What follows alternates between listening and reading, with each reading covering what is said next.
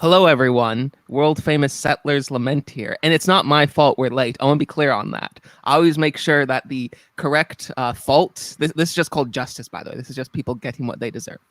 And I want to make sure the correct fault lays where the correct fault should lay. And that fault today is with 21st Reaction. He's the reason why we're late here today. He's the one who I messaged him like 5 minutes before the streams. 10 minutes, not 5 minutes. I'm looking at it right now. 10 minutes before the stream started. Sent him the link. Told 21st Reaction, come on, 10 minutes. You got time? You can take a break. You can go get some water. You can go to the bathroom if you need to. You got 10 minutes to be here. And I mean, he knew when this was supposed to be, so this shouldn't be very difficult stuff. But then he said he had to take a minute. He had to restart his computer, and he's still not here. So that's why we delayed this. We delayed this by like 5-6 minutes, waiting, waiting for 21st Reaction. It's because he's still not here. He's in the chat, but he's not in here. Why is that? What's the reason? Why? I don't know.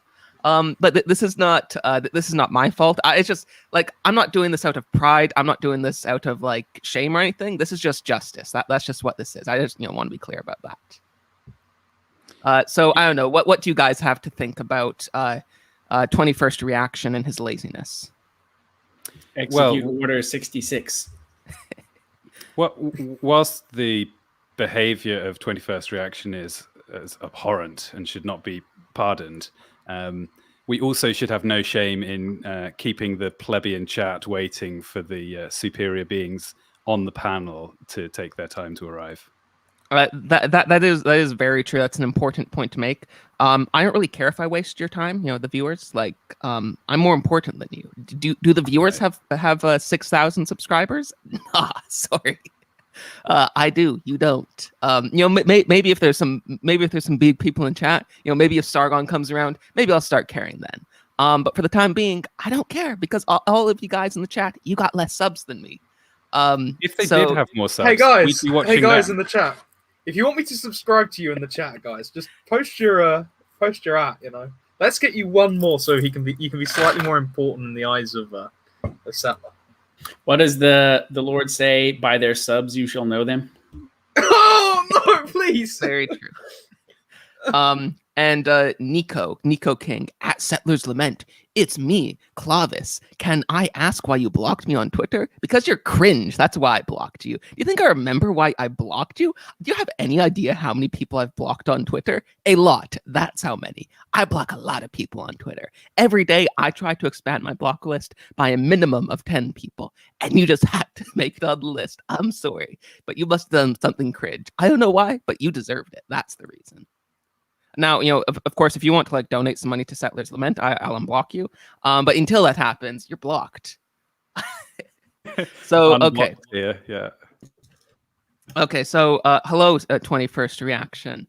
What a surprise. I'm just noticing you're late now. I didn't even really notice that earlier. Wow, I literally DM'd him saying that my computer's restarting, and this computer literally is having an aneurysm as I try and use it. So yeah, I literally opened it up as fast as I could, but because of my ancient technology and having no fault with myself, that's how things went. Yeah, it seems like taking personal responsibility. Okay, so what are we doing today? Looks like we're reviewing another Vaush video. That's a joke again. We're not doing Vaush. I mean, I did put his name in the description. Hopefully I'll get a couple extra views. I don't know. I guess we'll see. But today we're going to be reviewing Jordan B. Peterson and Bishop Robert Barron. Apparently I did not explain things closely enough for certain guest panelists here, because we are not like going through this step by step. We're just like reviewing the thing. And some people, not naming any names, Renaissance Man, we're unaware of it. So some people, not naming any names, Renaissance Man, have not watched the video. But that's fine. We'll see.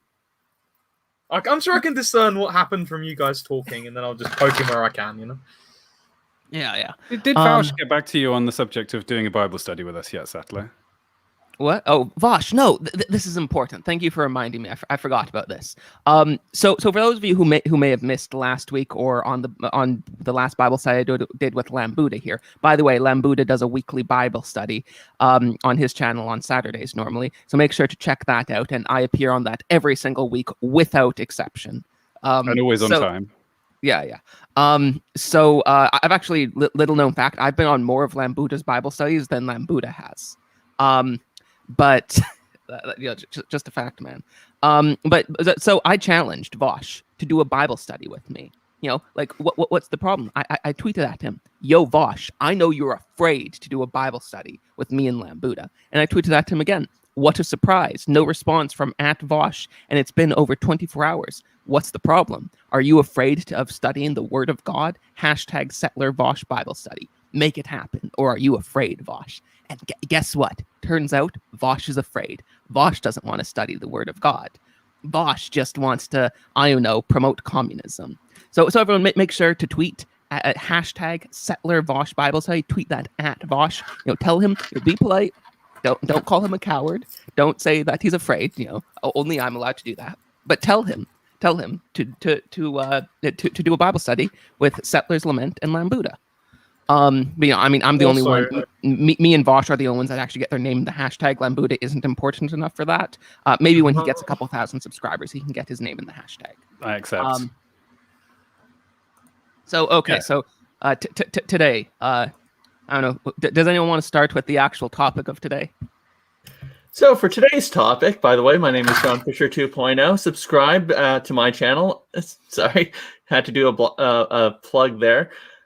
Original One Productions. But in any case, so today's video we're going to be discussing low energy communism. Well, yes. Oh, Vaush. Well, in any case, for today's video, we are going to be discussing the topic of Jordan Peterson's interaction with Bishop Robert Barron and what we essentially thought. Is it cringe? Is it base?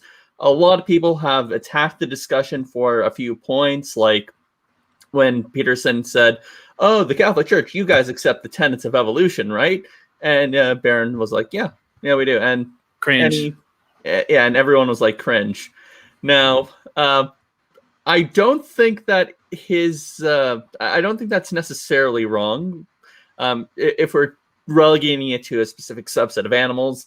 But that was probably a huge cringe point for a lot of more traditionally minded religious folks. Mr. Patriarch, maybe you'd like to say something about it? Oh, no, I was just, I was actually having this conversation the other day with a friend of mine, and he's like divulging to me about like his skepticism of evolution and stuff, and like his beliefs on like the plausibility of young Earth creationism and stuff. And I said, and he's asking me, he's like, "Hey, what's your opinion?" And I told him, like, well, a lot of people don't know this, but until the reign of Peter the Great in Russia, the way they dated their calendars was based on how old they thought the Earth was. And so like the year of Peter the Great, right up until he did his reforms, was like the year 7,426 or something like that. Oh, cool. Yeah. Mundi, yeah. Yeah. And so, yeah, I just thought it was, I thought him just sort of skimming over that without, any nuance or whatever. He's like, "Oh, yeah, totally." I thought that was pretty lame. Because I think it's not just, I think a lot of people try and pin, evolution skepticism is just sort of some kind of bizarre thing that, evangelicals in America do. But, traditional Christianity across denominations, whether it's Lutheran, evangelical, Catholic, Orthodox, whatever, they all sort of hold to traditionally to, sort of a creationist perception of things. So I thought him just sort of like not even acknowledging that was kind of lame. I didn't come from no monkey. All right, so probably as someone who holds the quote-unquote nuanced centrist view, I'd say I'm an old Earth creationist, but I would definitely state that you have to, at the very least, believe that Adam and Eve were specially created by God as the first parents who would not have faced death, who would be ensouled, who would be sinless, because you have to introduce original sin into the picture at the very least. I think that's right.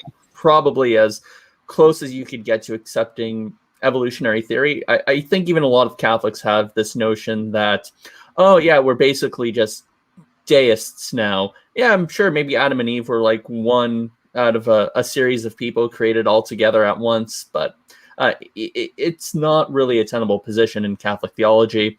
The best you could have. A recent encyclical from, I can't remember who, but from one of the recent popes that explicitly said that we are required to believe that Adam and Eve are the first parents. Yes, definitely. That was Pope Pius XII, not a recent pope, mind you, but when John Paul II was commenting on it, he said, no, science has really shown that evolution holds water for a lot of the sciences, but even he didn't correct Pope Pius XII when he said, but there are facets where you have to believe that Adam and Eve were the first descendants of all of mankind. You're not allowed to hold to a theory that Adam and Eve were just specially chosen prophets or anything out of the 12 put into the garden, then kicked out amongst society. That's not a tenable position. Or specially chosen tadpoles. Exactly. So that's not tenable. Now, Barron, I don't think when he said we accept the basic tenets, I think you could read that as him saying, yeah, we accept all of the evolutionary theory, or you could say, yeah, we accept what the science says, but we don't think it contradicts with those central Catholic tenets. If he means it in the latter case, that's perfectly fine. In the former case, that's problematic. I mean, I think we should make some distinctions here. But before that, I just want to make it clear. Personally, I don't think that evolution works for all sciences, for all biological phenomena, because human beings' rationality is immaterial, DNA is material. But that's beside the point. I think that it's quite clear that even medieval and ancient people knew something of microevolution. That you can select for certain behaviors across generations. Otherwise, you wouldn't be able to get like breeds of dog before Darwin, but we do, right? They wouldn't be able to have bred, domesticating chickens, that kind of thing, right? You wouldn't be able to breed things if you didn't have an idea of microevolution. That much is obvious. Macroevolution, monkey becoming man, is a lot less obvious. And I think there's some. I mean, I'm not really that well read on this, but one thing I would posit is that a friend of mine who has his bachelor's degree in biological anthropology thinks that what might have happened, and this would still keep with the church's teaching on this, that all the evolution stuff happened for the physical part, but Adam and Eve were the first to be truly man in the sense that they have the likeness and image of God that comes from our rational faculties, which was ensouled. That's his position last time I talked to him, and I think that's a good one, but I withhold judgment. I don't really know for certain. Yeah, and a lot of people, maybe I'll just stick up for the young Earth creationists on this one. They're usually just immediately dismissed and thought, oh, you're just not sophisticated to know the science and everything. But in truth, there are actually a lot of good theological and scriptural based arguments for the young Earth creationist position that everyone has to take seriously. It's a very well regarded tradition in the Catholic Church. Many of the fathers have held to a young Earth creationist position. Even someone like Augustine thought that the population and history of the world was young, but he accepted a kind of analogical reading. So young Earth creationism, well represented in the tradition among the fathers. It's not, I would say, dogmatic. You're not necessarily indebted to believe in a young Earth creationism if you're a Catholic, but it is a well-respected tradition, and I think Catholics even nowadays would do well not just to dismiss it as having no basis. I mean, This what I would acknowledge as well, though. Oh, sorry, go ahead. Three people talked at once. I'll go. I would say this comment on the Catholic teaching on creationism was actually not an isolated instance in this interview of Bishop Barron trying quite hard to please Peterson and seem like they were saying the same thing. Although I'd also say Peterson was doing the same in reverse. It was like two people who clearly had different opinions, but who knew how to express their views in each other's language and make it sound like they were saying the same thing. So this was maybe, I don't know if Bishop Barron would modify his statement on this if we asked him about it. But actually, this was just one instance of I would say a broader trend in the video of him agreeing with Peterson's framing of Christianity. People who were Peterson fans could have left that listening to Bishop Barron and thinking, oh yes, modern Christians are sort of on board with this project of the general New Age spiritualizing of the Bible. Right. And yeah, I mean, that kind of hints to the point that I was going to make, where, you know, all the ideas of whether young Earth, old Earth, or some kind of moderate position on evolution, like on just the facts of things, it's kind of water under the bridge, because what it really is, the problem really is that under the table, under the hood of evolution and these basic scientific ideas, a materialist ideology is trying to come in and, you know, like, corrupt the teaching through the framing of, oh, this is just evolution, this is just truth, or whatever. And that's like the real problem here, because our like scientific institutions are kind of converged with the same people and the same kind of like pseudo-religious ideology that we have to deal with, that, you know, they're kind of fed to us together if we have to accept one of them. And that's like the real problem here. So it's like when he doesn't acknowledge that in the interview, that's kind of my real problem. It's like, hey, this is the competing religion that you have to deal with, and they're framing themselves as, you know, we're just talking about evolution now, when it's really about how do we, you know, create the greatest utility for all living beings as we have evolved, yada yada yada, you know. What I would say though is that I think that might be an you know, it could spin in a positive way for us, because you see, the thing is that allegorical spiritual interpretations of scripture, I'm sorry, but modern people, like, Peterson is nothing. Peterson is like, you know, he tried, right? Like, he did something all right, but you read someone like St. John of the Cross, you read someone like Origen, you read okay, maybe not Origen so much, but like, you read the fathers and read the allegorical interpretations of them. If Barron could meme all of these Petersonites into thinking spiritually about the scriptures and then going and looking at these commentaries, then, you know, Peterson's errors would wear off fairly quickly, because frankly, St. Augustine squashes Peterson. I don't disagree with that. I think that St. Augustine squashes a lot of people. The man is an intellectual giant. I would also add that the spiritualized allegorical meanings themselves, when you look at their origin in the early church, they were a kind of way of saying, the surface reading is very problematic. Origen speaks a lot of the surface readings in his expository in the book of Numbers. Whenever he runs into what we would consider the darker passages of scripture, the ones where God is like, vanquish the enemies, destroy the kings, kill women and children, etc., Origen is like, no, you have to look at this underlying spiritual meaning, the vanquishing of the 5 Canaanite kings. That is really the slaughtering of the 5 senses, our passions to the empirical world. And then he goes into the moral, spiritual meaning of the need to eviscerate your sins. If you are a Protestant, or if you are an atheist, and I don't mean to just say these two groups are the same exactly in every way. Of course, they are kind of similar. Okay, let's be nice. There is always, and even among some of the church fathers, they didn't all agree with Origen on this one. There was always a preference for the face value meaning of wrestling with the hardships of scripture rather than spiritualizing. Others thought, no, there's a deeper spiritual meaning.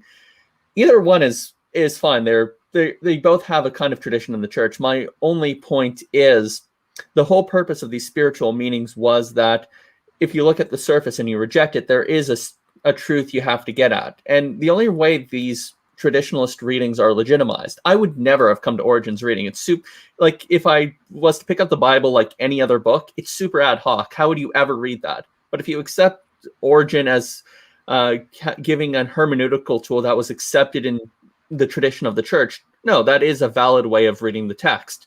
If you read Genesis, you would never have gotten to the conclusion of Jesus' exposition of Genesis, where he said, man will leave his father and mother and become one. The two will become one. And Jesus said that that is a moral lesson underneath it for monogamy. I would never have come to that conclusion, but because he's an authority over the scriptures, because he is God incarnate, yeah, he does have the ability to validate that sort of reading as being the definitive reading. And if so, then if the church can accept a spiritual tradition, then that is a valid reading because it's been accepted as being part of the tradition. The issue is you're not going to have such a valid reading if you come at the Bible just like it was an ordinary book, which even Jordan Peterson unfortunately does. He has to treat the Bible like, and he specified this as one more mythological tale, giving kind of an underlying moral story. That's fine, but yeah, that's fine if you're saying that this is a special book, and of course it's going to have a super spiritual meaning. But if you're going to say just like every other mythology, well, then you kind of ruined it. I mean, I think this is actually a good point that we can make for the benefit of the viewers as the four senses of Scripture. So for those who don't know, there's the literal sense, of course. I'm saying this because if anybody here mentally prays on Scripture, it's important to consider all these things to get as much as you can out of the Scripture. There's the literal sense. And I think that reading historical documents from the same time will really help with that. Because when you read, for example, the writings of the Egyptians, the Ugarites, speakers, the Canaanites around them, the Assyrians and such, you start to get an idea of the rhetoric and realize that some of the stuff in the Pentateuch and the minor prophets, so the historical books, isn't quite so hardcore as it makes it sound, right? That's the first one you start with. Then there's three spiritual senses of it. There's the allegorical, which is considering a particular line of scripture in light of Christ, and this can be anything. Then you've got the moral sense, which you described, John, in relation to leaving father's house. That's how it relates to you. And then there's anagogical, which, if I remember correctly, is in relation to the kingdom of heaven. So, you've got this kind of spiritual moral interpretation from Peterson, but really that's about a quarter of it. And likewise, if you overemphasize the literal interpretation, you're going to get a lot of good information out of that, obviously, right? But, you can take the scriptures in so many different directions and discover so many more truths by doing so.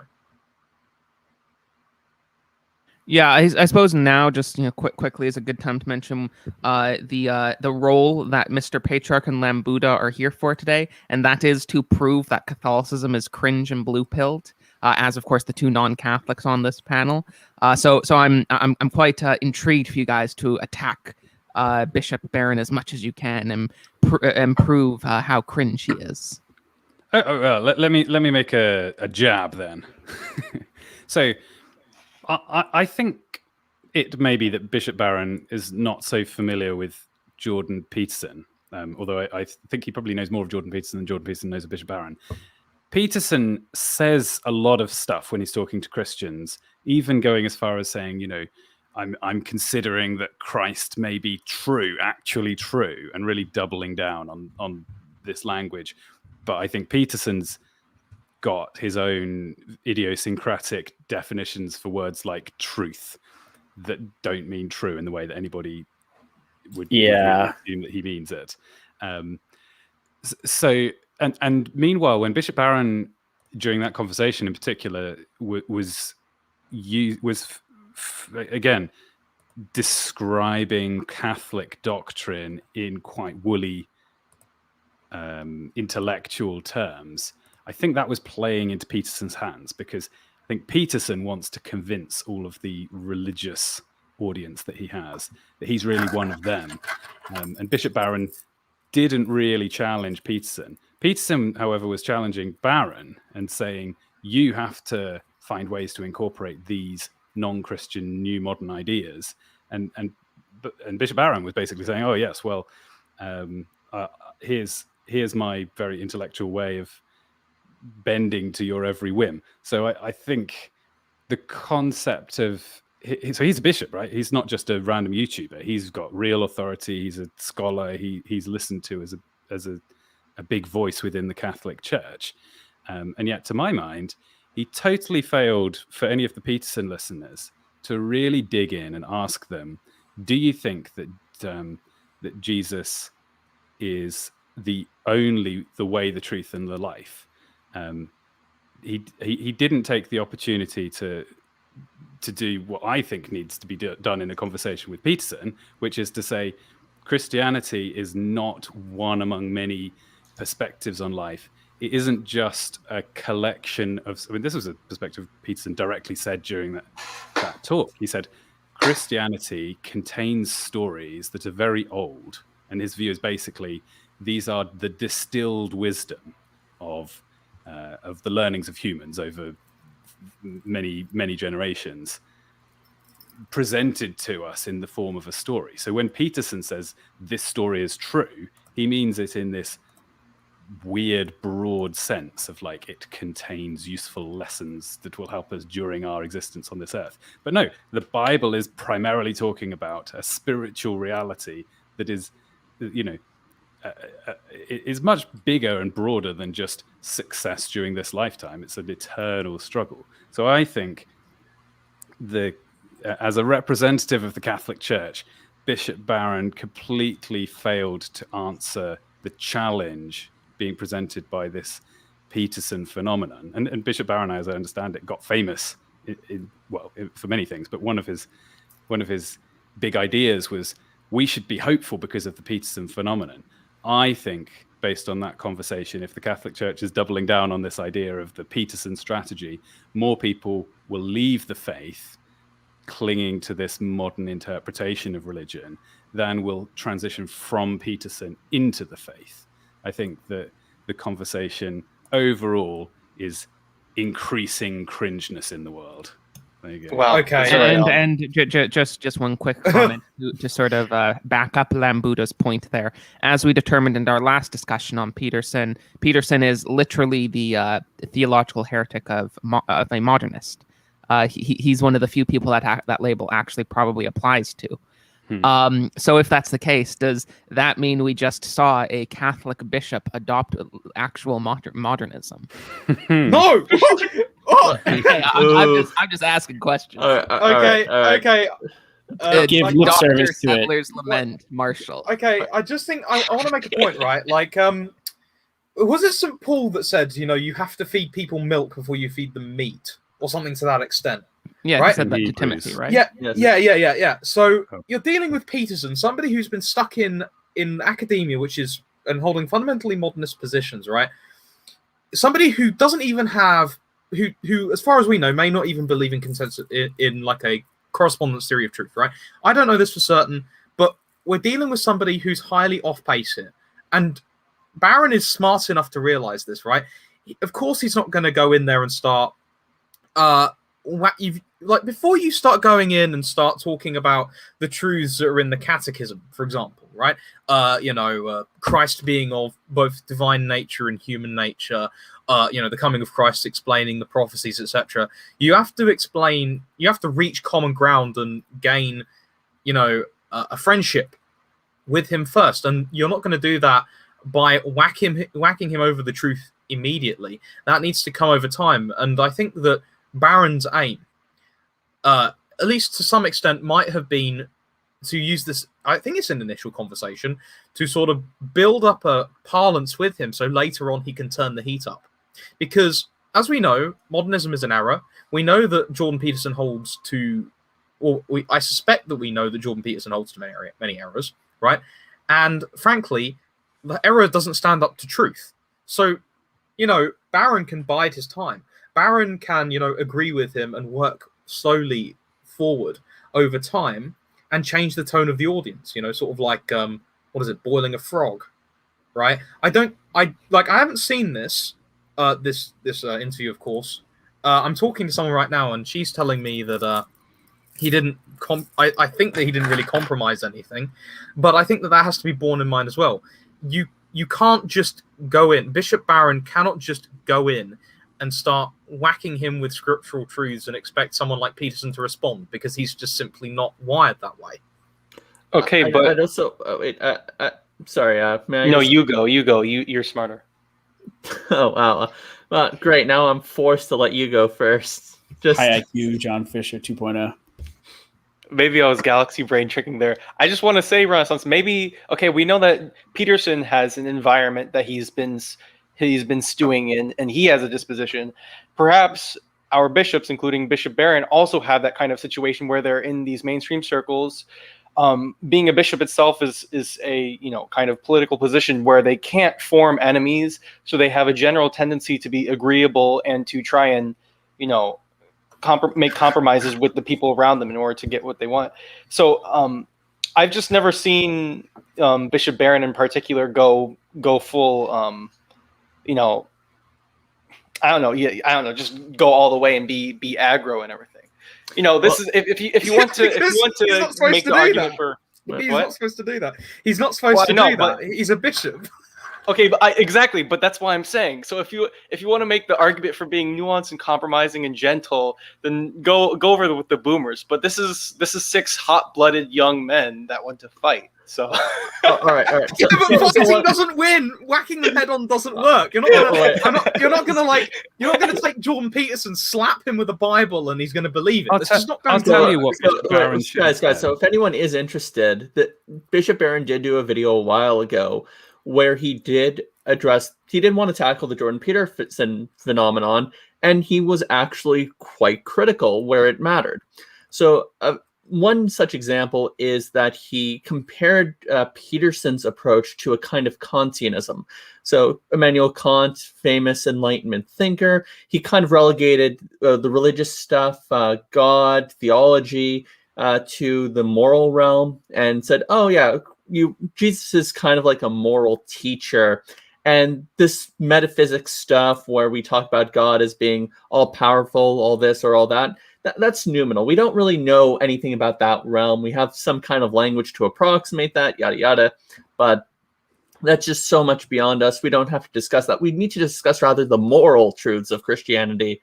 And the issue with that kind of broad Kantian approach is that's the kind of approach Peterson takes. We should really look at the underlying moral truths of Christianity and just ignore all that other stuff. We'll just put that to the side. But Peterson doesn't acknowledge moral truth. He doesn't acknowledge moral truths, though. Yeah, he does. Peterson does or doesn't acknowledge moral truths. No, the moral truths of Christianity. So, like when Bishop Barron would say acknowledging moral truths, that would mean something different than Peterson saying it. Well, I mean, Peterson does acknowledge moral truths.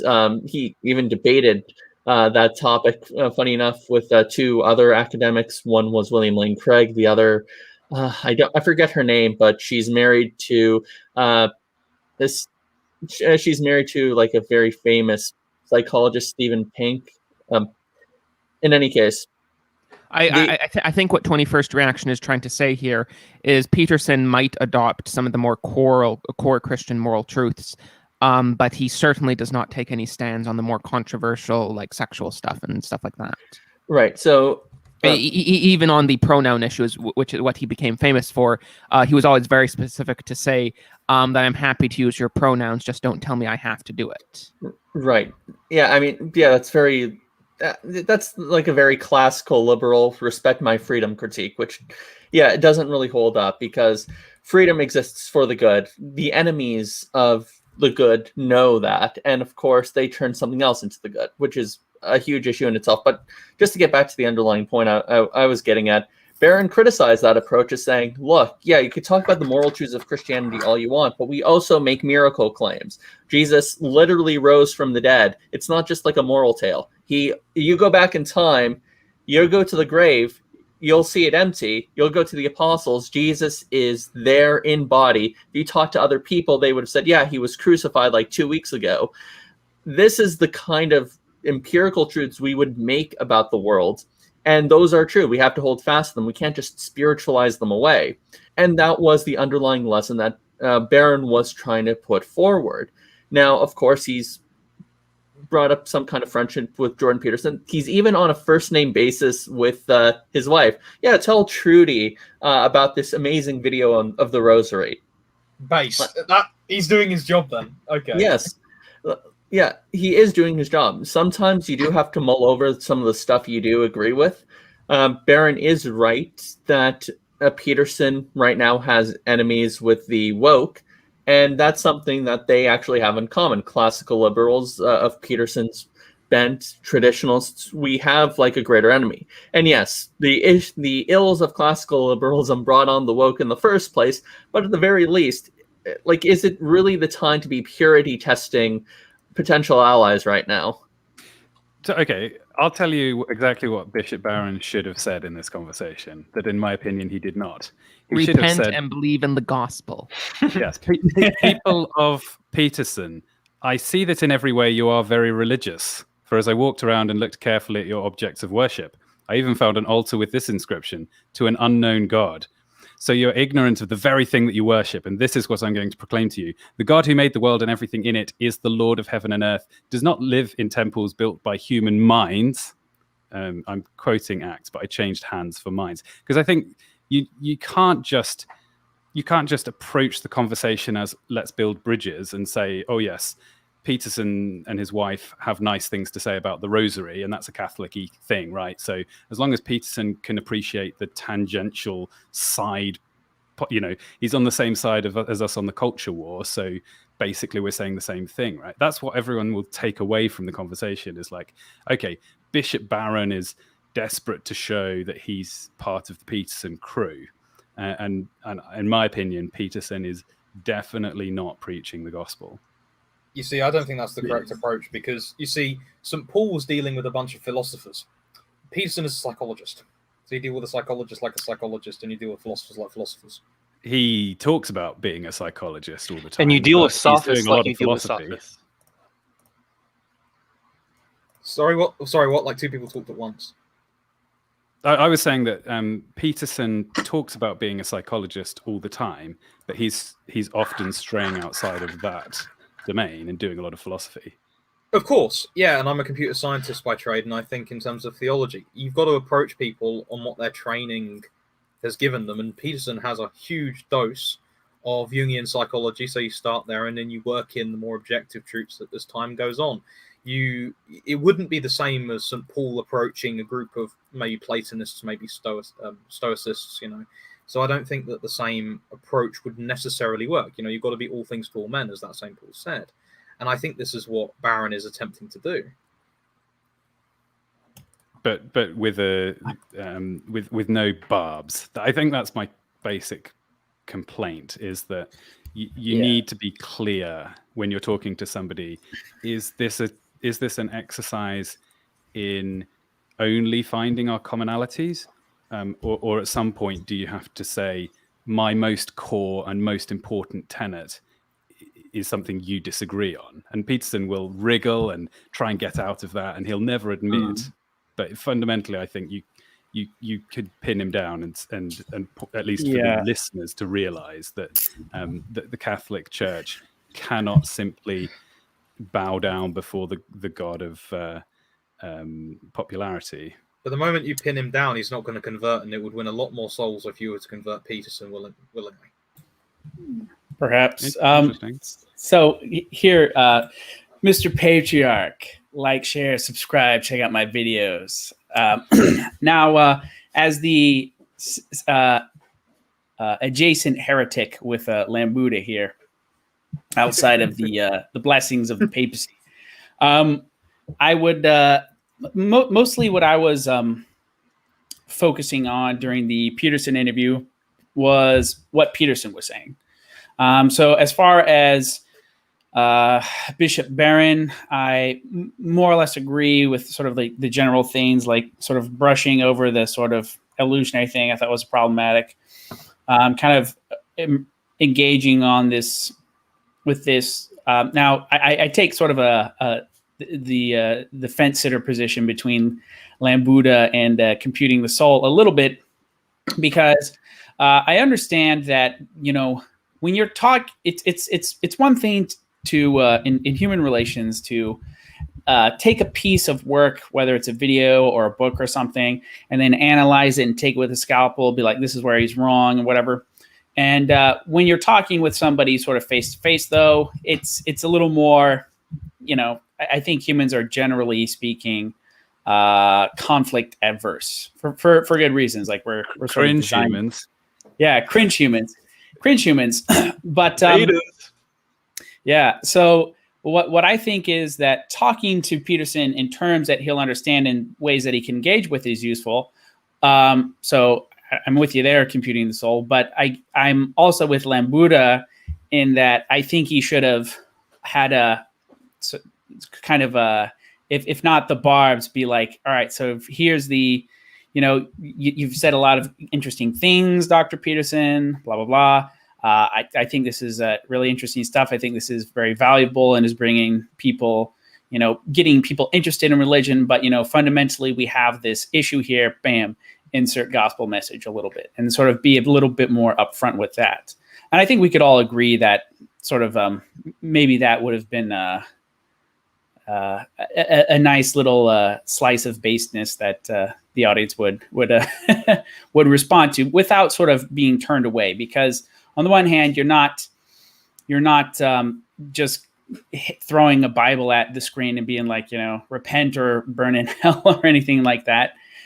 You're being very cordial and whatnot, but you're also sort of getting the gospel message across. Now, what I was like, as I said before, what I was mostly focusing on was sort of what Peterson was saying. So that's Bishop Barron aside. So now we'll deal with the sneaky Canuck Peterson. The problem I would, just for the record, I would encourage everyone to never trust a Canadian. Okay. So what are you doing with my donation, Settler? Buying cigarettes and booze, I would imagine, or poutine. Yeah, you're buying poutine with that money. Poutine. Can neither confirm nor deny. All right. So yeah. So actually, if you're going to try and change the topic to Peterson, first I'd like to do a super chat. We only got one. For $20, is there a problem with Christian academics? Why do people who attack the faith make such ample use of writers like Raymond Brown, James Dunn? Are Christian academics just secular liberals in disguise? This is something that I imagine. This is something I imagine Computing the Soul is probably a bit more familiar with. But yeah, there's a lot of like liberal Christian biblical scholars that basically say, yeah, the Bible is like completely made up, but I still believe in it for like insert reason here. This is like everyone that runs every mainline church in America, basically. So I don't know. That definitely exists, but there's still a lot of like good, serious, conservative Christian academics out there. Definitely. There's a large liberal contingent too. Yeah, I have Raymond Brown's Jerome Bible Commentary, and I've read through parts of it, and some of the claims it makes historically are just objectively false. Like, there was no excuse for the things they wrote. Like, for example, the claiming against Belshazzar's kingship. They claim against the handwriting on the wall thing in Daniel 5, right? Now, of course, we can't be in the room and see it actually happen. But we do have evidence of the kingship of Belshazzar, physical evidence, and we discovered it 100 years before they wrote the that book. So I can't know what Raymond Brown was saying, but I must say that reading that particular Bible commentary, I found very, very irritating. And I can understand. I've seen Dr. Shabir Ali, who's a Muslim apologist, use it against Christians in the past, right? We have better things than that. We have more conservative, rather, things than that. We've got, Scott Hahn is really good for this. Dr. Brant Petrie, we have him. There's all kinds of good biblical scholars out there. However, like anything, you're going to have people who are more or less tending in more liberal or conservative directions. Now, I'm not condemning everything that Raymond Brown has ever said. I haven't actually read the whole of the Bible commentary. I'll just say that there were things that I thought were, I found frustrating. I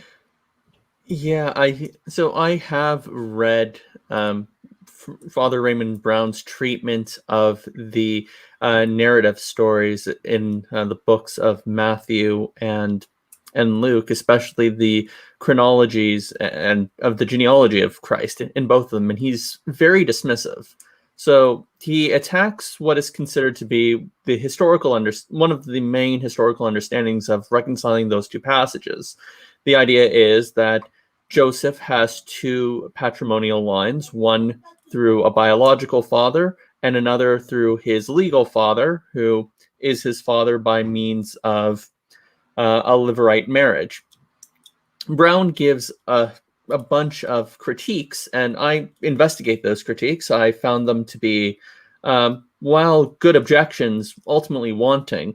But I find it weird that I have to go to a Catholic priest to find these objections as opposed to a secular scholar who I would be more expecting to make these sorts of objections. So, for example, Brown actually states that Levirate marriages, we don't even know if they were common at the time. But then he says, although you could say this one verse that the Sadducees bring up might give us an indication. I'm like, well, if it might give us an indication, then maybe that should be considered a sort of evidence. But he seems to be very dismissive of that. And he ultimately says that they're just literary devices, and they're not intended on being anything more than that. I don't think that's a tenable reading of Scripture. My most charitable way of understanding Father Brown is to say, look, I'm just a critical scholar here. I'm just approaching the text as if it were any other text. I'm engaging in a kind of academic exercise, and that's it. If I accept that these are spiritually inspired, and I start from that as an a priori, and I have to come to the conclusion that the most probable reading is the one that has to make sense of this, then yeah, I'll adopt that. If he's coming at it from that perspective, I can't really hold him to a kind of heresy, but I have to say that it's not something I want to see from a Catholic priest. It's something I want to read from an opponent of the church. And we should read our opponents, because that's how you strengthen your faith. But to me, at the best, you could say all these people are doing is just engaging in the academic discipline where they eschew the supernatural and just accept the assumptions of their more critical scholars. But that's probably the most charitable reading you could give it. Oh, I mean, like for example, one of the things that actually makes me really irritated with his Bible commentary, first of all, is the documentary hypothesis, which is historical nonsense, according to the evangelical Egyptologist Kaya Kitchen, who wrote a very interesting book. I would read it through the Catholic Introduction to the Old Testament, but it's that's a very interesting book. You can go find it if you want. But the other one that really annoys me is the split in the book of Isaiah. He speaks of Isaiah and then Deutero-Isaiah, because there's this critical belief that the first book of Isaiah, like chapters 1 through 39, I want to say, were written as Israel was falling, so in the 700s BC, whereas the later passages were written just after the Babylonian exile. Now, I've seen studies from, admittedly, like apparently Mormon linguistics is actually really good, which is something which surprised me, but apparently that's the case. Apparently their university is very good for it. They did a computational study on the style in Isaiah and Deutero-Isaiah and found that there was a very high correspondence of the kind of language used, which would suggest a unity of the whole work. But Raymond just dismisses this. And another thing, and you'll see this in, I think it's the plurality of Bible scholars nowadays, right? They will assume that the book of Daniel was written in the 2nd century BC, right? Admittedly, on very shaky historical reasoning, in my view, right? You very rarely see modern scholars uphold the traditional authorship, which, by the way, was the consensus of authorship in Jews and Christians before the pagan porphyry challenged that in the 3rd century, right? So there are problems in biblical scholarship, and Brown adopts a lot of them in his... and granted, he didn't write it. He actually just edited it. His Jerome biblical commentary, but it is very annoying to see that kind of thing. Just to say one more thing about this, in terms of understanding like the best apologetical approaches, I really hate saying this, but a lot of the best people are conservative Protestants on this one. They actually have more of an investment in it. Unfortunately, we don't make that investment anymore. So I would agree that those are probably some of the best sources for defending biblical inerrancy, and which is something that we should be more engaged in doing, even if we don't want to like take the literal approach that they would take with the scriptures. At the very least, we have to defend that these are without some kind of error, historical error. When a book of the Bible says this was written by Paul, we want that to be true in some sense. We don't want to just be like, oh no, he's engaging in some kind of plagiarized fiction. Well, then the text is in error about who wrote it. As to the documentary hypothesis, you find one of my essays that I wrote in high school and you compare it to something I write now, I guarantee you're not going to think that this is the same person. So I find it weird to think that you are going to look at some minor grammatical differences in a text that was written thousands of years ago and just come to the conclusion that it couldn't have been the same person because of a few linguistic tropes. I'm not buying it. I'm going to be very critical of that. It's even more than that. Like this Egyptologist, and I will remind you, there might be errors in his books, so be careful. But he points out that there are 6 different historical ages of legal treatises extending back to 2600 BC, between then and 600 BC, and he points out that you can distinguish these very easily based on the contents of the particular legal book. So the Code of Hammurabi is going to be different from, I don't know, the laws of Tiglath-Pileser III, just as an example, one of the Assyrian kings. Now, he points out that the Pentateuch, the entire Pentateuch, that being Genesis, Exodus, Leviticus, Numbers, and Deuteronomy, all 5 of those books fit squarely in the category between 1400 BC and 1200 BC. Now, the documentary hypothesis and the Deuteronomical historians reckon that Deuteronomy was written during the rule of King Josiah, which was in 621 BC, they reckon. His historical evidence completely blows that away. The documentary hypothesis is ridiculous, but he is almost a fanatical obsession with it. He describes it. Kitchen describes it in biblicist circles.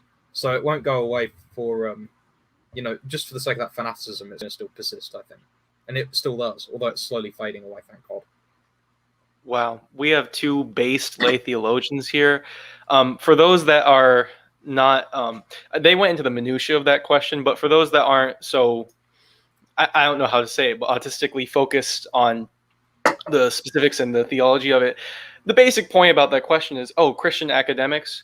Well, in the West, like in any civilization, there's a state church. And currently the state church, its ideology is progressivism. And that's the placeholder for religion. And basically any academic community in this mainstream institution of mainline universities are going to be essential in fostering that religion. So they have they create the theology, they create the orthodoxy for it, and that competes and perverts the Christianity within these so-called Christian academics or whatever, and that's our problem. It's the battle between progressive theology and Christian theology, but the trick is that, those quote-unquote Christian academics aren't aware that, they're fighting progressive theology and an error in their minds. So that's how it is. Yeah. Well, I want to give an even simpler answer to that. I just believe what the Bible says. That's it, kiddo. But yeah, so I think we're done for that section of the show. I hope you got your $20 worth. Person that donated that. Excuse me, it was 20 British pounds. I won't have you devaluing our currency. Wow. It's all fiat. What does it matter? I hope you got your 20 British dollars worth. I'd rather have ETH. Do you want me to leave it right now? So Mr. Patriarch, you were going to say something earlier about Peterson before I completely cut you off. That's no problem. No problem. So it was just sort of tying in. I was actually going to make a nice segue, but you cut me off again, Settler. Shame on you. I'm joking. But no, it was a segue from the what they're talking about, where you have these Christian academics, right? And they're sort of in this academic environment, and that sort of pollutes the way they're thinking. Now, my big critique with Peterson has to do with precisely that. So the biggest problem I had watching the Jordan Peterson interview was Jordan Peterson's his presuppositions, right? So the way in which he sort of acquires knowledge, he just assumes has to be scientific, right? So that to him is the standard by which we know things. So it's essentially a materialist worldview in which you want to impose upon it certain things, right? So as an example, he's using a strictly materialist methodology to sort of discern truth, right? And use it as the yardstick by which he measures biblical efficacy, for example. But then also he presupposes the existence of good and evil, which are not materialistic entities, right? So his moral truths of the moral truths of Peterson, which he claims to exist, if they're going to have any coherency at all within his worldview, all that essentially boils down to is like Benthamite light sort of utilitarianism or something. So in the end, I mean, Jordan Peterson's nothing but like a psychoanalyzing consequentialist, essentially. If we're to sort of believe, sort of take his methodology sort of a step further. Okay, so Dr. Peterson, you believe, in that scientific method, experimentation, blah, blah, blah, hypothesis, theory, all this sort of stuff is the basis on which we sort of determine reality. If that's the case, then the existence of sort of metaphysics it sort of necessarily has to be outside the window, because we're dealing with a materialist universe. And the problem with that is it makes the very existence of, such things as right and wrong purely just aesthetic tastes, ultimately. So you sort of hear this highly implied in sort of Peterson's lectures that he gives. He'll be like, well, we know this is we know that the Bible is true because it has these good morals, and the morals are good because they encourage a healthy society. So it's sort of outcome dependent is kind of the problem here. And it's just it ends up sort of devolving inevitably into nihilism if you sort of go down Peterson's route. And unless, again, you just sort of hand wave away sort of the nihilistic critiques that could sort of come up to Peterson's argumentation. So, and another issue is that Peterson's method of knowing, the scientific method, is very useful, but it's not the only way of knowing. And he doesn't even really sort of acknowledge like different ways of knowing. He'll sort of talk about things like, the efficacy of postmodernism in a certain sense, in that, you could sort of critique things into non-existence, and, so you should just do nothing, and, you don't even know if you're real, sort of stuff. Nice flag, Lambuddha. But the problem is how do just as an example, how do we know that the scientific method itself is correct? Well, you can't prove the existence of the scientific method through the scientific method, essentially, right? And now I'm not saying it doesn't exist, but the way in which you prove things like science, like logic, like right and wrong, and so on and so forth, you don't do these things the same way that you do science, essentially. And I've lost my train of thought because I can't stop laughing at Lambda's head. Concentrate, Mr. God Patriarch. save the Queen. Sorry. God save the Queen. Yeah. You were saying that they Britannia. believe in science as like a tautological dogma. That's what you were saying. I'm sorry. What? I'm still laughing. You said that they believe in science, like scientism, like a tautological dogma.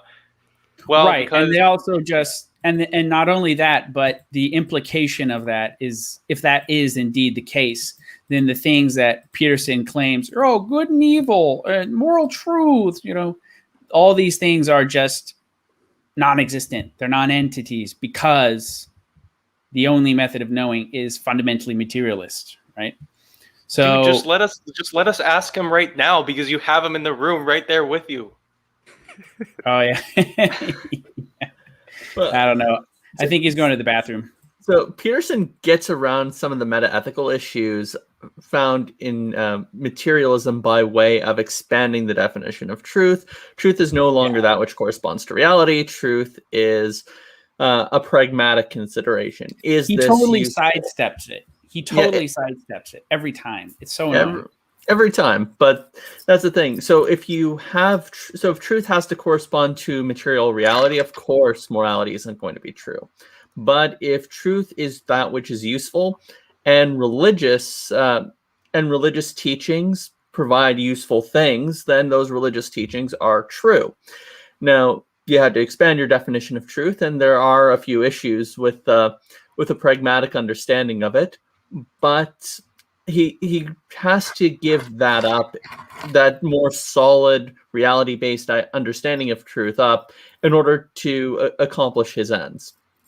I think if you want to start off having a discussion with Dr. Jordan Peterson, you have to begin with what is truth. That fantastic quip that Pilate said, but you actually have to be serious about it. Pilate says it to be dismissive. What quies veritas? What is truth? Jordan Peterson doesn't dismiss it. He says, oh, truth is just useful. Pilate dismisses it. I think as Catholics and Christians in general, I think we have to say, no, truth is that which corresponds to reality. Truth is that which is grounded in a world that is beyond our minds, and we have to acclimate to the truth. We have to acclimate to religious understandings. Religious understandings are true because they are grounded in reality, because they are going to interfere with our lives. If we do not submit and worship to God, that's going to have consequences for us in our interaction, etc. And if that is not the case, then these religious truths are not worth believing. I don't care how useful Christianity is. If Christ did not rise from the dead, we are truly the greatest of fools. Like, it has some grounding in reality because of the fact that there are certain things about Christianity that go beyond what is useful to us, and maybe even be harmful to us in the short term. Like, I don't care how useful Christianity is. If I'm going to be martyred, you best believe I'm going to do the useful thing and lie. If I'm only committed to it because it's useful to me. Exactly. And that's the whole point, right? So, and I've heard him, I'm glad you brought that up, because that's a quote I've heard him say before, well, truth is what's useful. Well, the problem with that, it's very useful if I lie to people to get out of uncomfortable circumstances. It's very useful to me if, for the sake of sexual gratification, if, I sneak around and cheat on my wife. It's very useful to me to defraud my customers, or to clock out a little bit later to sort of steal time from the company or whatever, right? These are all useful. So the benchmark, the whole idea of, just rank utilitarianism is it gets you nowhere, because in the end, okay, Dr. Peterson, so it's useful. What is your definition of useful, right? Because then you just apply his own methods to him, and you just bleed this thing white because there's no substance to it. I always think that Peterson's project is that he's trying to claw his way out of the nihilism that he mentioned, because he's got such an influence ultimately from people like Nietzsche that he ends up with this giant epistemic gap to overcome, where, because he doesn't fundamentally think that there is a God, except in this strange sense that he ends up coming around to, he's got no reason to trust his senses. He falls into this deep mire of skepticism, and then his solution to it is to say, well, I can never assume that what I have in my brain equates to truth, but the thing that I choose to believe is the thing that's likely to be pragmatically useful in the world. And so I will describe as true whatever the thing is that I have decided to believe. And since there is no other definition of truth, I may as well just hijack that word for this kind of leap of faith. That's how I always diagnose Peterson. And I also wanted to say on the subject of Peterson, a comment in the chat, I think there's been more than one person said, I only came to faith through Peterson. And I've heard this from lots of people. I don't doubt that the Peterson effect is real to the degree that God is able to use Peterson as a node on the journey. The only question I have is whether we should be using Peterson as a tactic. I think we should be continuing to stick to our solid, clear, straightforward doctrines and letting other people make the intellectual journey to us. Yeah, I think that's a good point. It's like having Peterson as the... Sorry to interrupt, but I have something important to announce. As someone in the chat said, I'm in fact not Settler's Lament. I'm Rudy Giuliani. So I just wanted to let everyone know that this stream actually is being hosted by Rudy Giuliani. So you're welcome for that. I'm actually more important than I let on at the beginning. I'm not just I'm not just Settler's Lament with 6,000 subscribers. I'm Rudy Giuliani, America's mayor, and also I have my main channel. I think like 600,000 subscribers. So I just wanted to let everyone know that. Nice. No, I think you bring up a good point, Lambda. So that I think let's think about this in terms of like instead of the Bible, like YouTube politics, right? Okay, so let's suppose Jordan Peterson is Sargon of Akkad, right? So Sargon of Akkad is a guy who's got a lot of people to be like, yeah, woke politics is bad. Yeah, the left is nutty. Yeah, maybe there's too much immigration. But, we would hope, and in all, like, I like Sargon. I think he's doing a good thing. I think he does sort of open the eyes of a lot of people. But that's not where we want them to end up, right? We would hope that, maybe, and again, that's not saying that Sargon isn't doing a good service by sort of being people's first red pill in a certain sense before they choke down the whole bottle. But he does serve a purpose. But we wouldn't say that, you should just end with trolling SJWs and, wringing your hands about labor and how Boris Johnson sold us out and how we just need to vote harder or something, In the same way with Jordan Peterson, yeah, we see the utility of the Jordan Peterson phenomenon. But I think Lambda's right, where we should not try to emulate what he's doing, because for all the people that hear Jordan Peterson and become interested in the gospel, I wonder how many people Christians may sort of hear his stuff and be like, oh, the Bible is just Jungian psychoanalysis, and yeah, maybe I'm not so sure in my faith. Like I've never heard of any. I wonder to what extent like Christians hear Peterson and think, oh yeah, my religion's silly. Like I've been reading the Bible literally. My bad, But yeah, I completely agree. I think it was John Fisher. Didn't you mention that Barron actually went out of his way to insist? Yeah, and you know what? It's actually concrete. It's got concrete empirical claims. Mm-hmm. Moses, for example, led the people of Israel out of Egypt. Right. Jesus rose from the dead. This is exactly what is needed for Peterson, and Barron knows this, I think. That's why he's insisting, If we were dealing with, I don't know, maybe someone of like, maybe somebody who's a less hostile version of Matt Dillahunty, right? So somebody who is, very Alex interested O'Connor. Someone like that. Someone who's very interested in empirical claims and stuff like that. Or, I mean, to be fair, Alex O'Connor's maybe not a good example because he's very interested in the vegan thing, right? He's more of a moral person. Like, if you open people up, perhaps to an angle that they haven't considered, maybe that's some way of getting them interested in it, right? Like when I was first interested in religion, I was mostly interested in it insofar as being able to recognize how people thought in the past and therefore come to more accurate conclusions about how they would behave. And likewise, how they behave, in the present moment. likewise. So I could, reckon that previously and then, from there reason. What changed me is I talked to a Mennonite and he started getting me thinking philosophically, right? So I think that what Barron is doing, I mean, I hope this might be one of the things that Barron is doing, is he's got Peterson, he's very interested in moral truth, or whatever that is, or moral utility, right? And he's going, no, this has got grounding right here. I think that this could be the antidote to the problem we're actually describing here on this stream. Oh yeah, that sounds sensible. Only just we gotta have a foil for everything, I absolutely like that Mr. Patriarch brought up Sargon as a parallel example, because I kind of remember actually that there was a conversation between Sargon and the more base people that know the truth, in the same way that Bishop Barron had a conversation with Jordan Peterson. It was I believe Computing the Soul had a conversation on this stuff with Sargon.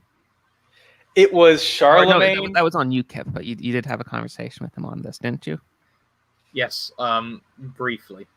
Oh, well, it was Settler and it was Charlemagne, and they had several conversations. It was gentle. They were really trying to spoon feed him the truth, and nothing really came of it. I mean, except possibly getting some of his audience, which is good, but nothing really with him. He's the same as he was, before he ever talked to them. So perhaps sometimes the aggro way is the way to go, and that doesn't mean the stereotype of just beat him down with the Bible and everything, but no, just really unapologetically, kind of firmly presenting it to them as this is the undistilled version, with all these strict moral teachings, with all the facets of it, and it's not grounded in this particular era that you lived in and you're accustomed to. It's not attached to the kind of environment you grew up in. It's just here, right in front of you, and it's just kind of stunning, almost shocking thing that's presented to them. And I think some people need that, because, to be honest, including when I was listening to them, it's like it's not like I'm slow with this stuff, but it does kind of get bogged down where these discussions on religion and politics have been so, diluted to the point that there's nothing, there is no one stance or position that is really strongly stood out as this kind of, obelisk that's compared to everything else, where it's strictly, this is really what is rigorous, this is really what is true. It's always these, mealy-mouthed, agreeable conversations between 15 different ideas. Well, not everybody can contemplate 15 different ideas about anything. They need something strong and firm to be right there, kind of like in 2001: A Space Odyssey, those monkeys are all, coming around this black obelisk. It's like this metal black obelisk, and all the monkeys are just slowly coming around and touching, and they're fawning, and they're completely transfixed by it because it's just so distinct. So personally, that's why I think is necessary. And so what you're saying is we all need to become monkeys. I didn't come from no monkey, but we should be as humble as the monkeys. Well, You see, Return to monkey. If I can interrupt real quick, I'm about ready to become a monkey. I have to go to bed, guys. It's getting pretty late over here in South Africa. So thanks for having me on, Settler. And okay. First though, I need to introduce our new segment, Based or Cringe. We're going to have our panelists, our basedologists, are going to have a vote on this. So I'll go through this a bit more at the end, but I need to get your vote. Peterson and Bishop Robert Barron, Based or Cringe? Cringe. Okay. Yes, cringe. And remember, everyone, subscribe to Mr. Patriarch. Link in the description. Any more shilling you need to do? Yeah, sure. I just put out a video where I sort of, I kind of reviewed Stanley Kubrick's Eyes Wide Shut, and I also juxtaposed it with Mohlberg's idea of the cathedral. So if you guys want to check that out, that'll be good. I also have a stream again coming up with my wife, probably on Wednesday, where we'll be talking about married life. So last one we talked about how to sort of spot, good things to look for in a potential spouse and red flags. And this one, we're going to actually talk about sort of the nuts and bolts of living together with somebody you married and whatnot. So that's what I have. So Stanley Kubrick / Moldbug, marriage talk. And I also have another video on Machiavelli coming out this week as well. So, yeah. There's one weird thing about your channel, Mr. Patriarch. It's very good. But I don't really notice many Vaush videos. What's up with that? You won't answer my emails. That sucks. But yeah. Thanks for joining us today, Mr. Patriarch. Yeah, you bet. Thanks, guys, and peace. Settler, people are voting on based or cringe in the chat. Does their voice matter in this concern? No. Why would I possibly care? I want to be clear.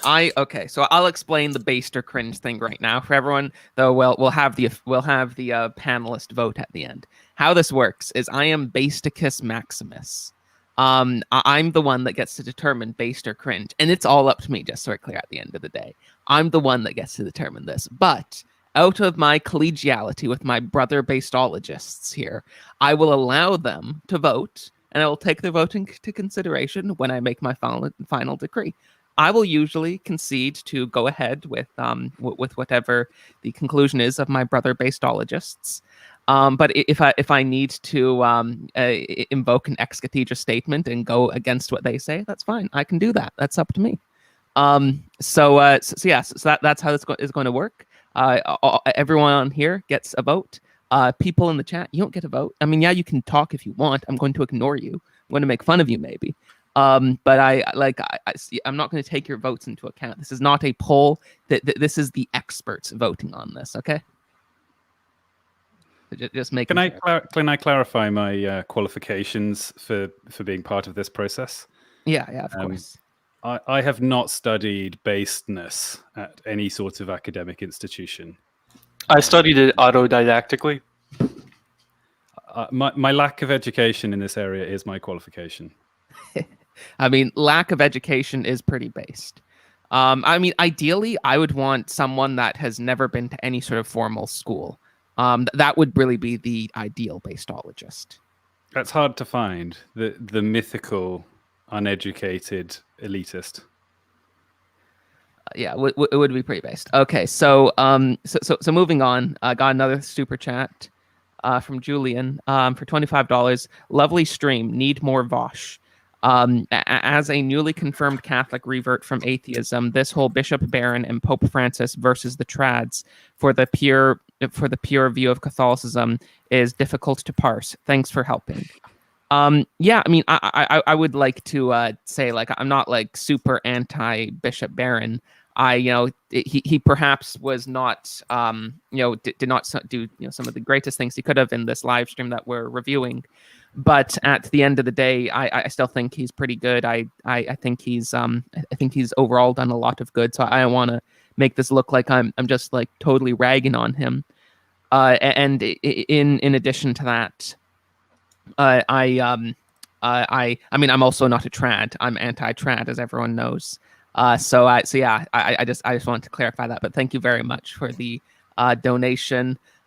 Speaking of anti-trad, I just want to like reiterate that my goal in life is to abolish the Latin Mass entirely. That's like that's I've said this before, but I just want to like reiterate my big goal in life is to just completely get rid of the Latin Mass. I think you're taking the most direct path to this objective. Nobody could question that you're diverting in the slightest from this singular aim. All right. I'm not sure if we're on the voting for, but maybe for my super qualified centrist take on the matter, I'd say that Barron has to walk between a fine line of here is Jordan Peterson, here's an individual I want to get to the faith, and if Barron manages to grab on and convert and have some kind of long-term relationship where Peterson comes and becomes Catholic, then I would say that he's doing a fine job of that. But in terms of dialoguing with someone in the public sphere, and just giving bits of the faith at a time in a very qualified way. I think that ultimately you're going to have a lot of people reading in what they want to read in. I'm going to say that I think Barron is an Orthodox Catholic. I don't think he teaches anything that's heretical, maybe erroneous, but not heretical. Now, when it comes to how everyone interprets it, because he's going to be very cautious and careful.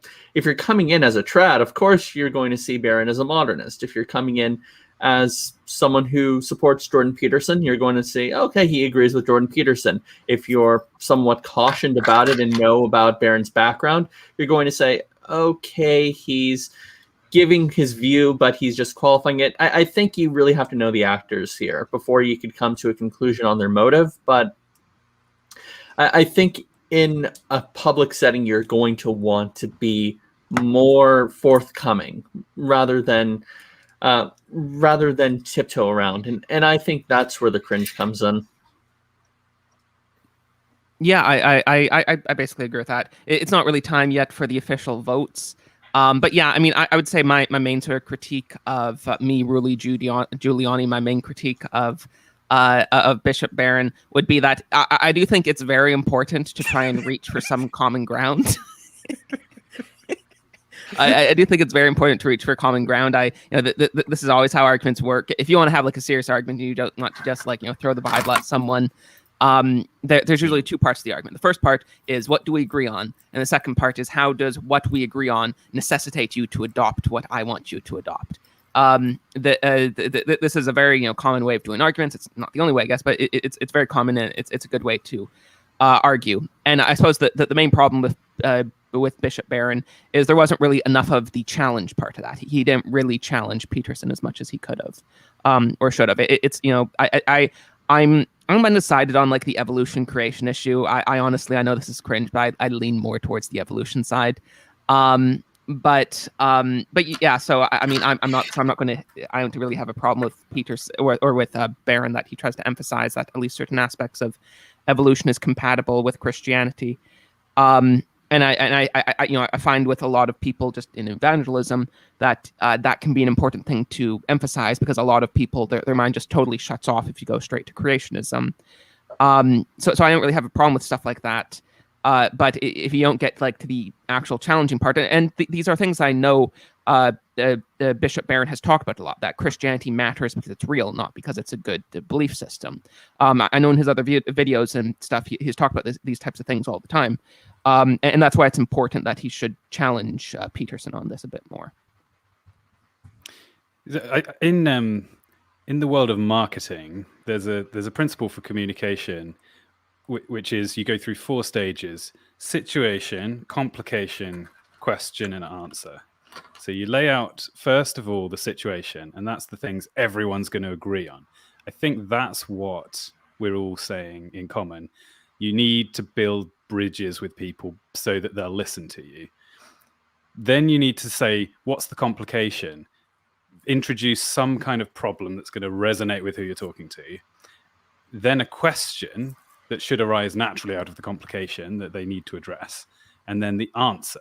So whilst I agree with the concept of finding common ground, you only achieve anything when you reach the question at the end, and then the answer should be whatever you want them to adopt. So ultimately, we probably want to reach the point of accept Jesus Christ, or possibly abolish the Latin Mass might be a more important cause to raise with Peterson. But one way or another, we didn't really get, I think, a solid complication or question, and therefore the people watching the stream would not have felt any challenge, would not have needed to go and investigate Catholicism further. They would have kind of potentially left thinking, okay, I already am sold on Petersonianism, and Bishop Barron seems to be on the same page, so let's just check with maybe a Muslim and maybe a Buddhist, and then if they're all singing from the same score sheet, I'll just continue on in my pluralistic beliefs. It seems that Settler might be discerning to become a Jesuit, telling by his theological positions. But yeah, honestly, really, I mean, I'll reiterate why I said here, where I think coming at it where you really present it in this undistilled way, where it's kind of flashy and somewhat shocking, is a vital impression that people need nowadays, because there's so much, and not just for Peterson himself, but for the audience, because there's so many sources of information about so many things to pay attention to, so many ideas, so many screens, so much media, so much shows, so much crap out there, and we need something that just puts them back kind of in shock, that really is like, wow, this is different. Why is this so distinct? Why is this giving such an impression on me, whether it's shocking or it's joyful or whatever? And I kind of relate it. It's not exactly the same, but I kind of relate it to why are the people in this audience watching this obscure channel where it's with the basedologists? Why did these people become so based or whatever, when the mainstream hegemony is just so against that, and all the media you consume is so against that? Well, either one or both of these two things. Either they're extremely online, as in they're able to segregate away from the mainstream environment, and or they have some severe events in their life that cause some kind of trauma or shock or grief, sorrow, something that really shakes them out of the matrix. And forgive me, I like Barron, Bishop Barron, because I used him as an educational resource to help convert. He was rigorous information to learn about Catholicism, but it's just this kind of this kind of merciful, agreeable way of approaching people that they've been doing for decades, conversing with the culture, interacting with it. It just doesn't seem to be working in that way. So yeah, I mean, a lot of people, not everyone, came to where they are now watching this channel probably because of some shock or trauma in their life. And maybe that was for the best. So that's my 2 cents. Okay, so what I would say is that I think that hitting these problems head on, like we're suggesting, is not going to work. Because somebody, going back to the example of Sargon, he's the sort of a person who is dispositionally not going to operate on that. Peterson is not somebody who you're going to be able to railroad, because the man is probably a millionaire at this point. He has a high number of social connections, and he has enough of a brain on his shoulders to look for other alternatives. So I don't think you can strictly railroad him. I think that while it is very tempting to be very head-on and very whack people with the truth, and I know that I have that tendency myself, I'm a disagreeable person, 90% of people aren't going to react to that. We have to remember that in trad spheres, and I count capital T trads, but I also count the political right generally online, the dissident right. You have people who are of a more disagreeable nature. We aren't the majority of people, and so we shouldn't design our evangelization techniques based on that as well. I think that what you need to do instead is analyze the person you're talking to, as Barron has done, and he's also been highly, highly disagreeable and highly spicy on his AMAs on Reddit. So for a fact, so we know that he can be nice, but he can also claw people to death, right? He knows how to do it, right? You need to judge based on the person. And, he may be being all lovey-dovey and, being very nice, but you've got to remember, he has a reason for it. And frankly, as somebody who spent decades being trained to do this job, I trust him that he's taking the right approach. The training is evidence that he's likely to be bad at his job, I think.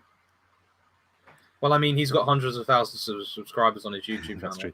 I also want to echo the general sentiments that I don't actually want to take down Bishop Barron as an individual, and I think he's done lots of good as well. I would say, though, of all the people that Bishop Barron fears, I think Lambuddha is at the very top of the list. After we deal with Vaush, should we move on and take down Barron in person? Yeah, I mean, we should should debate Barron on sedevacantism. Yes, I don't know. Yeah, because he would. Wait, are we defending sedevacantism or is he? I'd be No. scared. Yeah, I guess I don't know. Debate.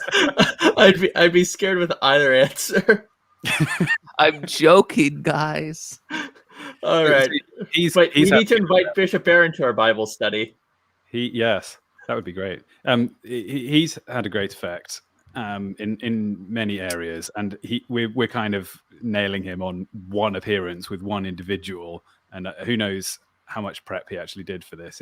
Maybe he would actually agree with our points about how he should have at some point found the time to say something a little more probing. And I also definitely agree that my criticisms are with the audience listening in mind, rather than how you would necessarily approach talking to him on a one-on-one situation. I think there's a lot of crossover. You'd probably, I think you'd still want to be a little bit more challenging with Peterson, because I don't imagine they're going to be pen pals. So you want to at least make your point before the end of the conversation. This is their second conversation, so maybe they're planning an annual catch-up, which they will almost verbatim say the same thing. So, Oh my gosh, yes, that's Lambda- probably what's going to happen. That's what's irritating me. Lambda, like I'm not being funny here, but he's No. made like a nearly an hour-long video about Peterson. He will have spent weeks planning this out in every minute detail. Oh, He'll well, know in what that he's case, I was giving him the benefit of the doubt. If he's had a long time to think about it, then I consider his performance much more blameworthy. Oh Maybe man, it's just that we're Spicy. taking the wrong approach. Look, I- Renaissance. Don't be. I also am not taking down. I'm not as mean and cruel and spicy as Lambuddha over there. I, completely respect Bishop Barron, and he helped with conversion, and that's great. And he's been doing this for a long time. But what I just desperately want from these people at the top is that, not for them to go full aggro, although as a hot-blooded young man, you should want that to happen. But also just the acknowledgement that, hey, we're living in front of like a dumpster fire. It's like happening like a slow motion car crash, an explosion that's happening, and it's like burning everything down. And I just want them to have like just a little acknowledgement that, hey, maybe there's something deeply wrong here. I'm just going to accept something is wrong. When they have this conversation, it's like, hey, we're trying to agree on stuff, but I just want to tell you, something's really wrong here, and I just have to say that because I just don't get that effort from anywhere. And it's just when you have the personal inkling that there's a dumpster fire that's happening in front of you, you kind of want these people to say, hey, something's wrong. You need to submit and return with the little v in the return instead of the u. Yeah, the trouble is though, reaction. What I would say is that don't forget, only a few months ago in his own diocese, they were tearing down statues of saints and defiling them. He's well aware of the what's going on. I think the man clearly has a huge brain on his shoulders. But what I would say is that Wait, you know what he It said needs to with be those common. statues? He said, oh, to do something about the statues, he said that is the job of the lady, and then he got a big backlash from his social media people because of that. well, Well, I don't think that's very accurate. He personally led like counter protests to defend the statues. That was just like one individual comment. I think that was kind of out of context. It is kind of true, but it is something that he said, and he actually, what I did is I watched a video of him responding to that because he got so many people on social media like ruining his office that he had like an angry video. It was actually based because it was aggro. He had an angry video responding to people being mad about that. But Well, why would he say something like that? I mean, what's Barron supposed to do? Post a Pepe at the protesters? I mean, like he's a bishop in a country that is predominantly Protestant-leaning or secular-leaning. What's he going to do? He has to keep things calm. He has to make sure that the church itself isn't blamed and there's like subsequent persecution. I mean, remember, there's all of these lockdown measures going on at the same time, right? He's playing a very hard game, and I certainly wouldn't want to be in his shoes. I I don't think he's trying. I know I'm being the foil on the stream because I've been tasked with taking down the Catholic Church, which is no mean feat. But the prophets in the Old Testament weren't playing a political game. They were saying highly unpopular, challenging things and being ignored most of the time. So I just dislike this concept of running everything through the tactics game. Like, we need to just say the fundamental truths to people in a way that they can understand, and then let them either respond to that call or not. So somebody's said in the comments that he's converted more people than me, and therefore I can't criticize him. I just fundamentally disagree. I think in this conversation, he made in my opinion, a bad play. That's maybe even something he would agree with on reflection. I just personally think we've got a very dangerous enemy in our culture, which is intellectualizing spirituality out of existence. And we shouldn't play that game. We should be careful. As Peterson would say, be careful with our speech, and don't use our tongue in a sort of snakish, serpentine way to say things that could be misinterpreted or misunderstood. Lambda. But I also, we have a difference of opinion on this, and I respect your perspective as well. Yeah, I just want to say one thing. One thing. We all know that truth is proportionate to how many people you convert. So let's just get that on the table. One. Two. None of us have converted anybody. It's all the work of God. Yeah. Exactly. Yeah. But Yeah. well, I mean, God uses us as instruments, so we are definitely the tools of the craftsman. But in any case, did Jesus not tell us, though, that in order to approach other people, we must be as loving as doves, but as wise as serpents? And there is a time and a place for the tactics game. Now, on the other hand, when you're a prophet of God and you're endowed with a power and ministry to do miracles and actually pass judgment on all of Israel, I can understand in that position. You don't really need to play the tactics game. You're like, King David, who are you? I'm a prophet of God. I can do miracles. What? Your kid? Well, God just announced as recompense, he has to die. Well, that's the kind of power you have as a prophet to announce things. When you're an evangelist and you're trying to convert other people, you do have to play the tactics game, because we are called to be wise as serpents. Now, of course, wisdom calls for the ability to say the truth, and I think we can have good disagreement on whether or not it was the right time for Barron to be upfront with the gospel as opposed to finding commonalities and working from there. I think that is a good debate to be had.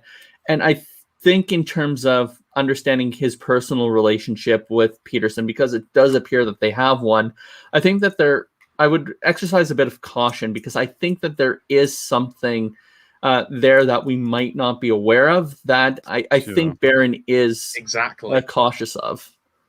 Also, I would also say the term episcopus in the Old Testament, or bishop, it means overseer of in this case, a particular diocese.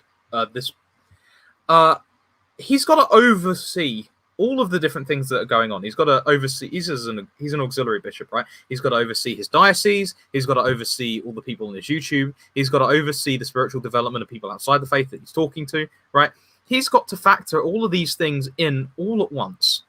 And I think that knowing that the majority of people aren't like whack in the face truth kind of people who work by logical syllogism, who work by just having the truth just stated outright to them. I mean, it didn't. Okay, maybe I won't go that far, but he can't do that. He's not. It's not his role to be Elijah. It's not his role to be Isaiah. It's not his role to be Jeremiah. He is an overseer, and so he acts as an overseer.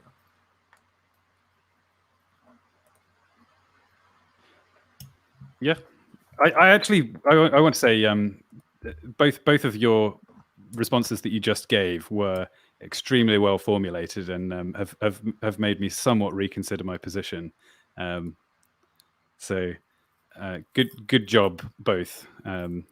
Very well put. And I think I'm not recanting what I said. I think both statements live on the record. We demand it. Yeah, I mean, to be fair, because of your Protestantizing and forcing us to read the Bible, we had to be more knowledgeable of it to cite it with you. So at the very least, your pushback has forced us to look into our sources to be more diligent in this conversation. So Wait. so We thank you need for to that. answer the real question here. Does the Bible tell us whether the Bishop Barron and Jordan Peterson debate is cringe or not? We need to go to the part where it talks about Jordan Peterson and Bishop Barron. I think there's probably something in Revelation about that. I don't know. Can't remember. Oh no.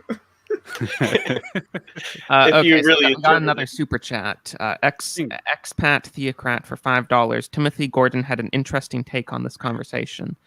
Yeah, I haven't seen his videos on this. I don't watch Timothy Gordon very much. I sort of appreciate the more moderate trads like him. So I try and watch some of his stuff, even if I'm, even if I wouldn't really consider myself to be a part of that sort of sphere of Catholicism either. So I do sort of appreciate some of Timothy Gordon's takes, and I like to get his takes sometimes. So I had been considering trying to watch the streams that Timothy Gordon did in response to this same video that this stream is on, but I never got around to it, so I wasn't really able to see what he was talking about there. I think if you read Daniel properly, you'll find that Daniel is a type of Bishop Barron. He's been called to preach to the intellectual dark web, and he's currently in the belly of the whale, having shirked his responsibilities. That's Jonah, isn't it? Oh, Jonah, yes. Oh, okay. In that case, yeah, the analogy doesn't work. Bishop Barron is based. Final answer. The IDW, the most fart huffing, like self, what is it called? Congratulatory. Yeah, self-congratulatory, like self-gratifying group of midwits ever. None of us want to see them convert, so it's understandable why you would run away. It would be funny if the Weinsteins converted. Oh, by the way, fun biblical passages. I did do a quick word search. Psalm 66:3. Say to God, how terrible are thy deeds. So great is thy power that thy enemies cringe before thee. And Psalm 81:15. Those who hate the Lord would cringe towards him, and their fate would last forever. I remember looking up based once, and there is like passages that talk about things being debased. So I think we can conclude by the just reverse of that basedness and debasedness are biblical concepts. Oh, okay.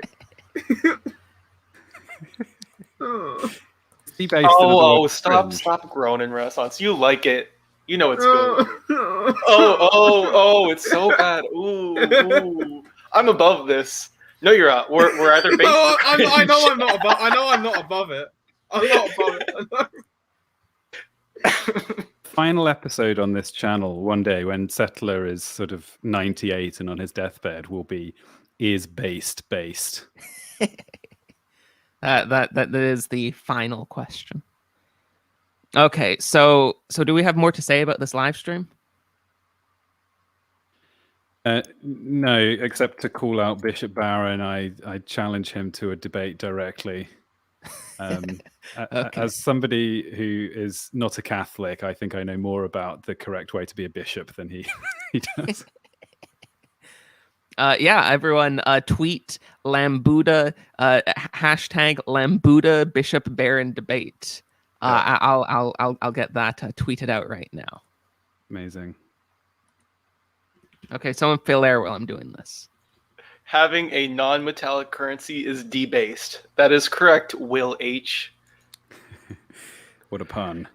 I mean, yeah, I feel like I'm gonna be the swing vote here because like Lambuddha and Patriarch might go one way, and then Renaissance and John Fisher might go the other way. I feel like a swing vote here. Maybe I'm like what is his name? Justice Anthony Kennedy.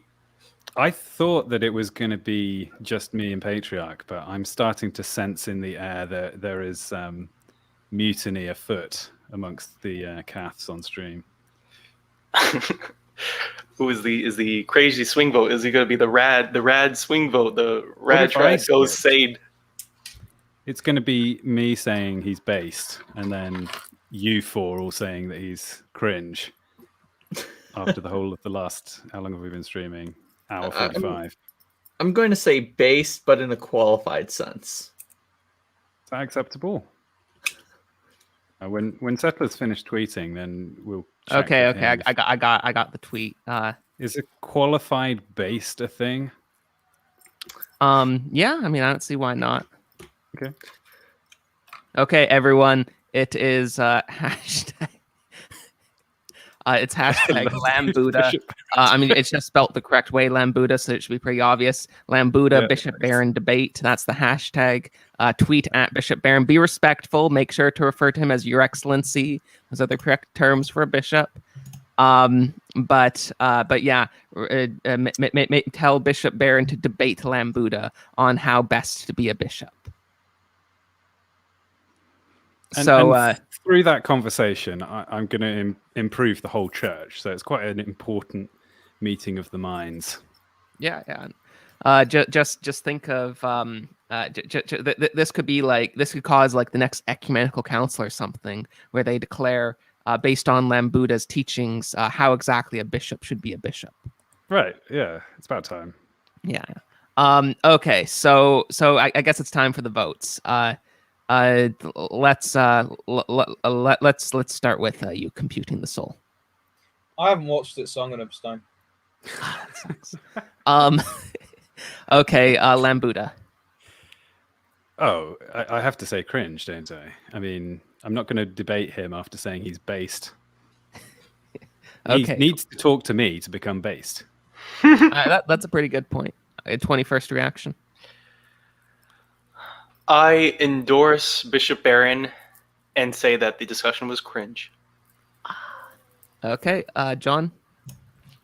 Yeah, so for all the shortcomings, I do want to point out some positives. He did actually emphasize really well the fact that we are all geared towards some good and that everything does exist for the purpose of the good, which is God.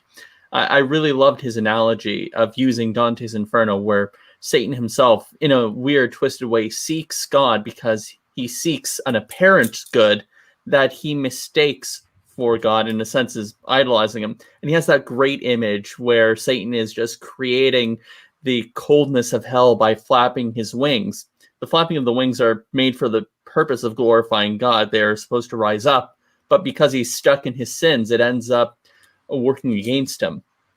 I think that image alone, like that way of describing sin and our proper end of God, I thought that was pretty based. And I'm going to say it's based in a qualified sense, because if you look at that discussion and you see where he's coming from, if you've been following him, you know exactly where his insights are coming from, that men are geared towards the good, that we all have our end in God.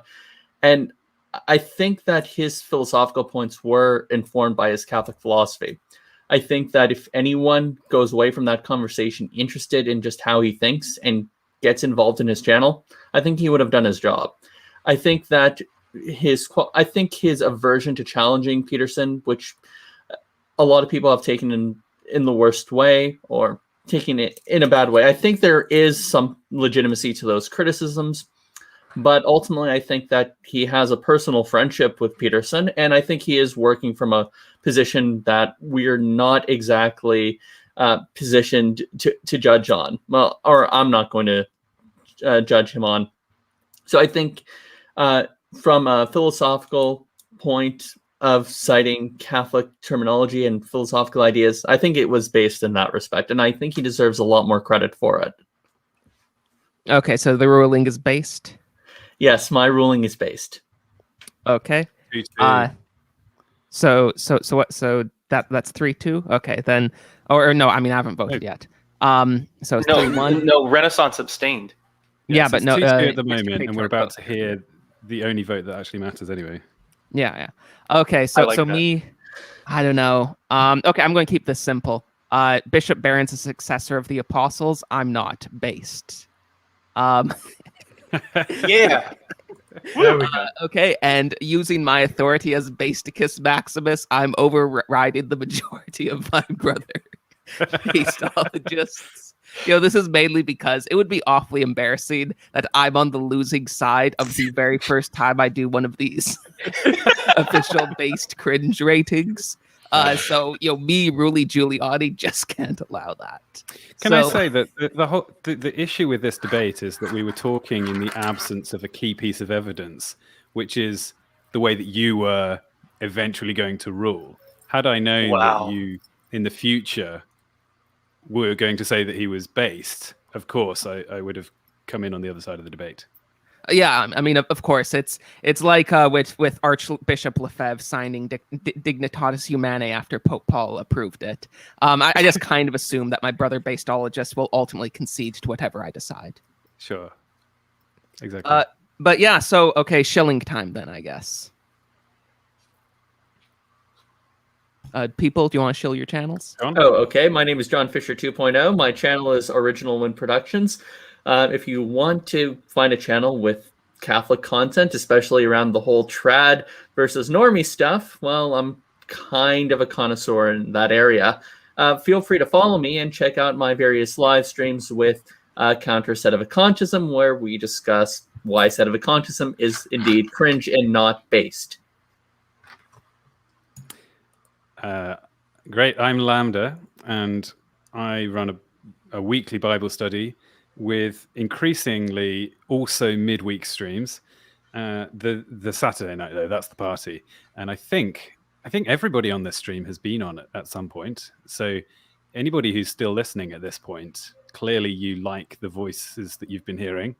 I tend to steer a little bit away from debates. The main point of the Bible study is to dig into the truths out of the Bible upon which we can all largely agree and benefit from, so long as everybody taking part is sufficiently based. So the only reason not to subscribe and watch live and talk in the chat and be part of the community is if you think the Bible is cringe, and on your conscience be it. 21. Yeah, I just have a small YouTube channel. Occasionally post videos there. Reactionary perspective. Indeed, I have a pedigree in basedology. But yeah, sometimes I just go there and I just go all the way, say it like I mean it. None of this waffling. Okay, so I'm Confusing the Soul. I make videos that are a little bit... I've decided to change from the old channel, which was Renaissance Man, to something that's a bit more longer form, including a video that I did recently on Catholic sexual teaching. The next video is probably not going to be for a while, but it might, I'm still undecided on what it's going to be. I made a little bit of a video on the main sticking point philosophically between atheism and theism, in my opinion. But I also might do videos on the historicity of the Book of Daniel and other stuff. So if you want to watch that stuff, then subscribe. It'd be much appreciated.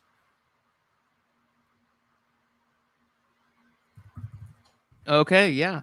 Well, that's it for today, guys. Thank you, everyone, for joining us. Remember to donate to Settlers Lament, subscribestar.com, or I got a t-shirt store, I got Patreon, whatever.